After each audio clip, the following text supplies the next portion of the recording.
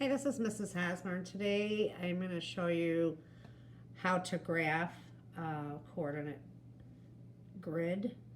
Okay, so first off, you have the number line. It's the x-axis, okay? And to the right of 0, this is 0 right here in the middle. To the right of 0, all the numbers are positive. To the left of 0, everything's negative, okay? And then you have the y-axis.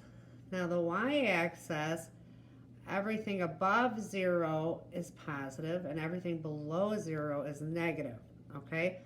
And they give you the numbers in order for the x-axis and then the y-axis. So you always, the first number, you're either going to the left or to the right, depending on the number. So if it's positive for x-axis, 2, you're going to go to the right 2 spaces, okay? You're not going to put a dot yet. You just hold your pen or marker or pencil right there, and then the second number tells you the y. So the y is 3, the y-axis. So I'm going to go up 3, 1, 2, 3, and put a dot there, okay? Now this is always 0 right here in the middle. Okay, so let's go to the next one. -2, so you go to the x-axis. -2 is to the left, so -2 and a +3. 1, 2, 3 spaces up.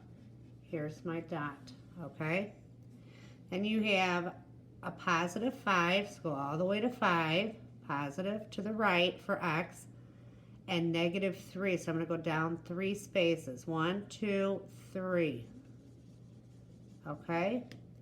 And then you have a -4 for the x-axis, -4, and then -2. So I'm going to go down 2 spaces, 1, 2.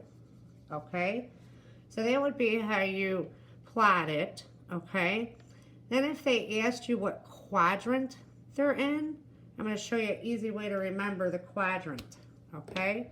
So this is a coordinate grid. So do the letter C. Make a letter C. The first box here for the letter C that you started with is quadrant 1. Okay, but it is in Roman numeral numbers, which I don't even think they teach it anymore, but just so you know, okay? So 1, 2, quadrant 2, quadrant 3, and then quadrant 4, okay? Whoops. Let me make it look nice so that you can see it, okay? All right, so now if there was a question and they asked you for this one, 2 and 3, this dot, they'll ask you which quadrant it is in, you would put 1, quadrant 1 with that Roman numeral, okay? If they asked you what quadrant -2 and +3 is in, you would say quadrant 2. If they asked you what quadrant 5 and -3, you would say quadrant 4.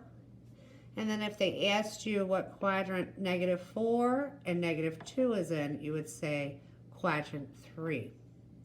If you like my channel, please subscribe.